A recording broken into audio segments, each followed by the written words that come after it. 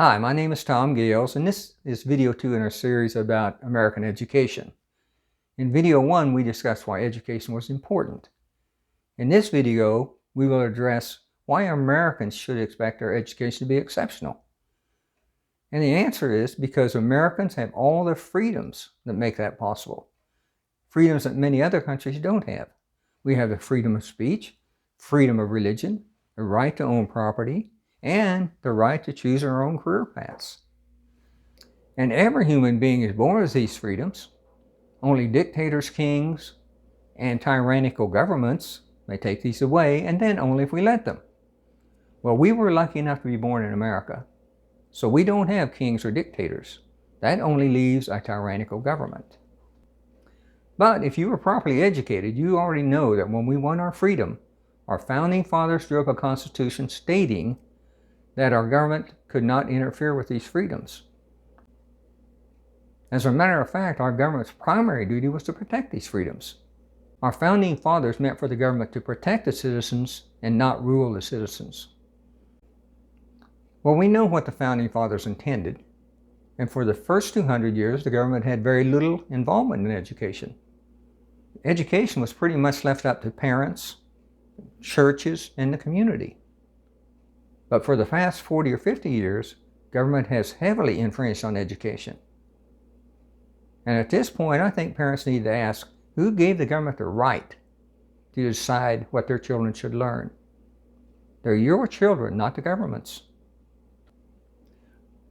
Well, two examples of government interference is our Department of Education has already lowered the standards of education to meet the complaints of progressives and socialists, instead of raising the standards to ensure Americans have the knowledge to maintain their freedoms. For example, many public schools have quit teaching cursive writing. Why? Most of our founding documents are written in cursive. Another example is why have the schools quit emphasizing history, especially American history. So they must insist that all citizens are provided with an education so they can understand our Constitution, our Declaration of Independence, and our other founding documents. And next, understand what happens when these freedoms are taken away. Good examples are socialist Venezuela. This was an oil-rich country that was very successful until it fell under socialism.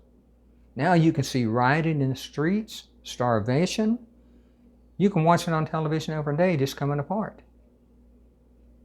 And another nation, just 90 miles south of us, is Cuba, communist Cuba. It's been under a dictatorship for 50 years. Most importantly, parents must understand that once they have surrendered the education of their children to the government then can determine their child's social values, their political beliefs, their career choice, and very possibly sway their religious beliefs. I mean, look at all these young people now that believe in socialism. I bet they didn't learn that at home. Remember, if a nation expects to be ignorant and free, it expects what never was and never will be.